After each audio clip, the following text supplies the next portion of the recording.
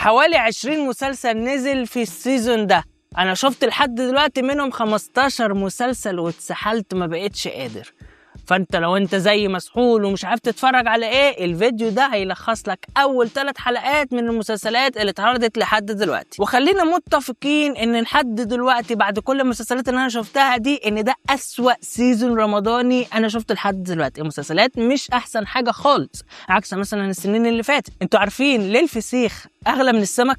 احنا بنعمل للرخيص تمن. لا، علشان احنا بنعمل للمعفن قيمة، وده بالظبط اللي احنا بنشوفه في العفن اللي احنا بنتفرج عليه. خلينا نبدأ بأول حاجة نزلت وهي سوا سوا. احنا سوا سوا سوا ولا الهوى. طبعا مش دي الأغنية بتاعت المسلسل، بس كان نفسي بجد تبقى هي، لأن هي كاتشي أكتر من الأغنية بتاعت بهاء سلطان، رغم إن أغنية بهاء سلطان حلوة قوي، ولكن أنا شايف إن الأغنية دي كانت ممكن تعبر عن الأغنية بتاعت المسلسل. طب اتكلمنا عن المسلسل شوية يا عم شريف. المسلسل من بطولة أحمد مالك وهدى المفتي، بيتكلم عن 2 بيحبوا بعض وخلاص على وشك إن هم يتجوزوا، وتاني يوم هيبقى كاتب كتابهم.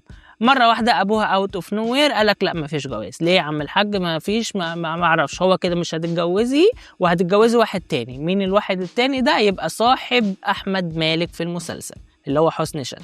طب وبعدين بقى ايه اللي بيحصل؟ بنكتشف كمان مشكلة متواجدة عند أحلام اللي هي هدى المفتي، ومن هنا بتبدأ أحداث المسلسل. على الورق معقول قصة ممكن تيجي منها، ولكن للأسف في مشكلة كبيرة قوي في التأليف من عند مهاب طارق، اللي للأسف دايما لما بيبدأ الأعمال بشكل كويس بينهيها، فما بالك لما هو بادئ أصلا العمل بشكل مش أفضل شيء. ده أول مسلسل يمكن يعني الدنيا ما كانتش أفضل شيء وممكن ما كملوش، ولكن لحد دلوقتي أنا شايف إن هو كان ممكن يكون أحسن بكتير ما كنا متوقعين، وكنت صراحة متفائل منه جدا. الست موناليزا، وأول عمل لمي عمر السنة دي من غير محمد سامي، طبعا من سنين ما كانتش بقالها كتير ما تعاونتش معايا. اعتقد حسب ذاكرتي كان في مسلسل الفتاوة. المسلسل في اول حلقه للاسف كان محبط جدا، ما عجبنيش خالص في اول حلقه.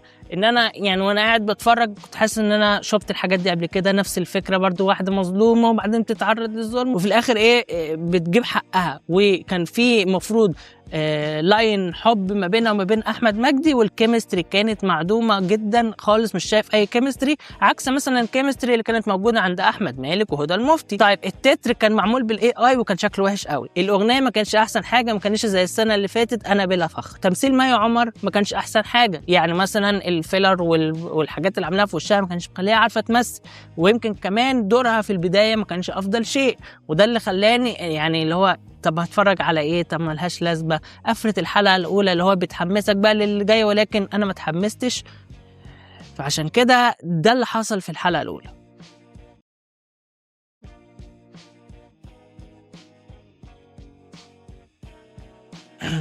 تمام. مسلسل مي عمر مسلسل اسطوري اسطوري، مسلسل تحفه يا جماعه، مش معقول. انا بجد مستمتع جدا وانا بتفرج على المسلسل. جلت بليجر بقى ولا مش حاسس خالص ان الدنيا وحشه. قصه مكرره، لكن تمثيل مي عمر تحفه. انت بتبقى قاعد مستمتع من كتر الجمال.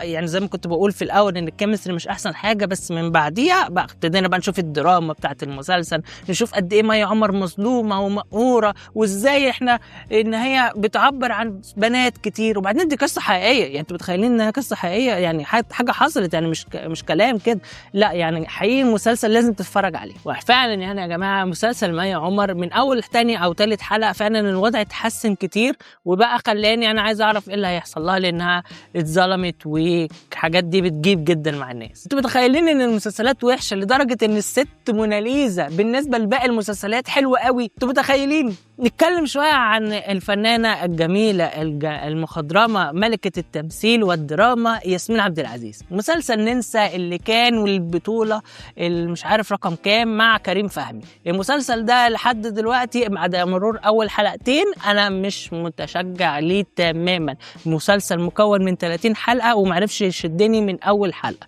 طب انا اكمله ليه؟ انا بصراحه مش عارف، ولكن خلينا نقول مثلا عشان الكيمستري بتاع ياسمين وكريم لحد دلوقتي الدنيا يعني ما حصلش توافق ما بين الاثنين في التمثيل او الكاركترز. يعني اكيد طبعا هيحبوا بعض قدام، يعني حاجه غير متوقعه تماما. المسلسل بيتكلم عن ياسمين عبد العزيز اللي هي ممثله مخضرمه ومشهوره وعندها فولورز كتير وناس كتيره بتحبها وبتستلم جوائز. عندها صراع ما بينها وما بين شيرين رضا اللي هي زي ما تكون العدوه اللدوده بتاعتها، كريم فهمي طالع ملاكم، وافتكروا كلمة ملاكم دي عشان هنجيلها كتير قوي في الفيديو.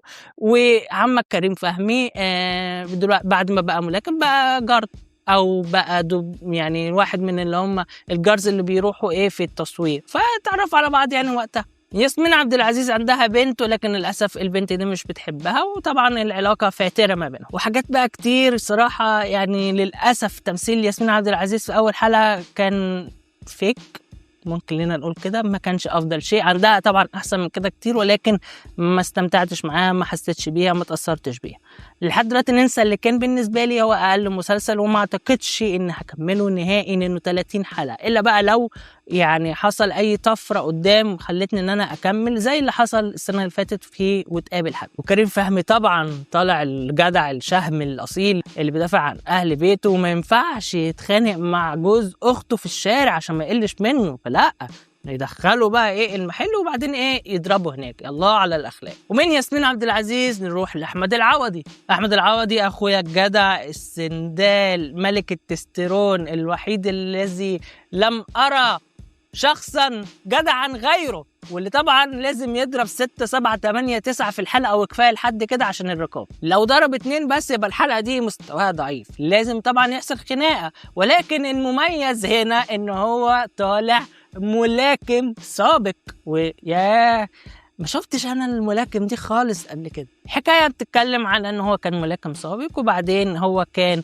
طفل متبنى ويتيم زي السنه اللي فاتت واللي قبلها، مش عارف، غالبا اغلب اعماله بيبقى يتيم، يعني حاجه غير متوقعه تمام. جمعوا كل الناس اللي ما بتعرفش تمثل في المسلسل ده وحطوه، بدايه من استاذه إيرا السكري، ملكه الفيلرز وصاحبه اكبر شفايف شفتها في حياتي، والاستاذ الجميل عصام أنا آسف، الأستاذ الجميل عصام السقا، أعظم ممثل حصل في تاريخ البني آدمين. باقي الناس ما كانوش أفضل شيء، يعني مثلا دورة ما كانش أفضل شيء، ناس كتير. أحمد العوضي يعني خلاص من كتر ما هو عاش الدور فبقى يمثله كويس. أنا حاسس إن هو يعني كممثل والله ممكن يجي منه، ولكن في أدوار مختلفة. خلاص يا معلم أنت حلبت الحتة دي. كتر ما أحمد العوضي ابن بلد وأخلاق قايل لمراته إن العيب منه، مع ان العيب منها وما بيتخلفش. الله على فخر الرجوله وفخر الدلتا. بمناسبة بقى فخر الدلتا، فأحمد رمزي عامل مسلسل اسمه فخر الدلتا من بطولته مع انتصار ومع خالد زكي ومع ناس كتير قوي، والأهم هو إخراج هادي بسيوني. هادي بسيوني صاحب قناة المراجعة النهائية اللي أنا بحبه جدا جدا جدا، وكنت متحمس جدا لأول تجربة إخراجية ليه. المسلسل ده لحد دلوقتي نقدر نقول إنه بوتنشال، ممكن يضرب في وشك وممكن يبقى أنجح شيء. لحد دلوقتي للأسف هو ضارب في وشنا. ليه؟ لأن أنت بتجيب ممثل وتجيب واحد مفروض ان هو ممثل وبيعمل حاجات على تيك توك وعلى الانستجرام والحاجات دي ناجحه، تاخده من الدار للنار تحطه بطوله مسلسل كبير من 30 حلقه. ده ظلم، يعني ده ظلم يعني حقيقي. يعني الحاجات دي ممكن تبدا تدريجيا لحد لما خلاص يبقى ملك ويعرف ان هو يظبط الدنيا، غير ان المسلسل فيه اجزاء منها معموله كانك بتتفرج على فيديو ليه. وعلى فكره دي كانت اصلا احلى حاجه في المسلسل، لقطات كتير كانت فيك في التمثيل ما كانش افضل شيء، واوفر اول انا ما استمتعتش بالمسلسل قوي لحد دلوقتي. بس انا غالبا مكمله لان انا بحب احمد رمزي جدا وبحب هادي بسيوني جدا. هادي بسيوني لحد دلوقتي اخراجيا في كادرات معقوله، لكن الستوري تيلينج في المسلسل مش احسن شيء. فطبعا زي ما بنقول دي تجربه اولى للناس بتخرج اول مره وبتمثل بطوله اول مره، فعشان كده بالراحه يعني شويه عليهم، ولكن التطلعات كانت عاليه. نروح بقى لاكبر تصعيد امور شفته في حياتي. الاستاذه يسرا اللوزي صحيت من النوم لقت ان جوزها ما قالهاش كل سنه وانت طيبه بمناسبه عيد ميلادك، خلعت ومشيت وسابت البيت، سافرت راحت قعدت على البحر، بعدين ركبت القطر، بعدين راحت قعدت في كافيه، وبعدين رجعت. اول حاجه بقى لقت جوزها حبيبها عامل لها بيرثداي بارتي وبيحتفل بيها وجايب لها هديه جنيه ذهب وذهب واحتفال وناس ومش عارف ايه. اول حاجه بقى هتقولها له طلقني. مين بقى اللي هي متجوزاه؟ ماجد الكدواني. يا جماعه في حد اصلا في العالم ده ممكن يزعل من ماجد الكدواني؟ الراجل ده بيخش القلب كده بدون استئذان، يعني بجد انا بحب ماجد الكدواني جدا واعتقد كلنا كده. ومسلسل رغم ان هو كوتيره احداث مش اقوى حاجه، يعني الموضوع ممكن يكون شفناه كتير قبل كده، ولكن انا بتفرج، انا مستمتع جدا طالما ماجد الكدواني على الشاشه فانا تمام. وحد بقى لما نشوف الفنانه يسرا اللوزي دي طالبه الطلاق ليه. مسلسل فن الحرب السنه دي من بطوله طبعا يوسف الشريف، الشابو كله يا جماعه. للاسف السنه دي ما كانش افضل شيء. انا مش متخيل يا جماعه، انا بقول كده على مسلسل يوسف الشريف، واحد من اكتر الممثلين اللي بحبهم واللي شايف ان هم عملوا طفره في الدراما في اخر 15 سنه. وبالنسبه لي لحد دلوقتي من اكتر من 15 سنه مسلسل الصياد هو احلى مسلسل مصري شفته، ولكن المستوى بقى نازل جدا جدا جدا. العيب مش فيه، ولكن العيب في التنفيذ اخراجيا وكتابيا. كتابيا او كفكره، يعني حاجه نعملها عن سرقه او تكوين فريق شفناها كتير قوي، واخرها كانت بميت وش اللي كانت تجربه ناجحه جدا.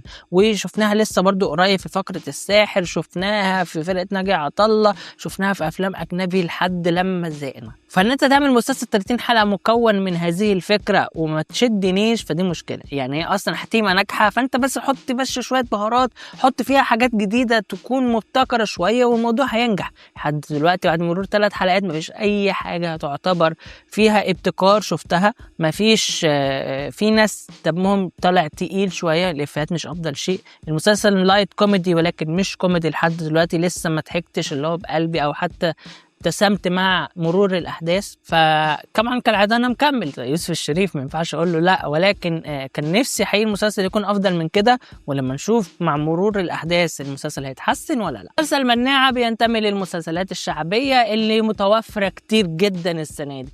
المسلسل كمسلسل مش افضل شيء، اداء هند صبري هو احلى اداء في المسلسل كله، في اداء معقول من كريم قاسم. احمد صلاح حسني مش حلو، الحمد لله ان هو مات كمان في اول حلقه.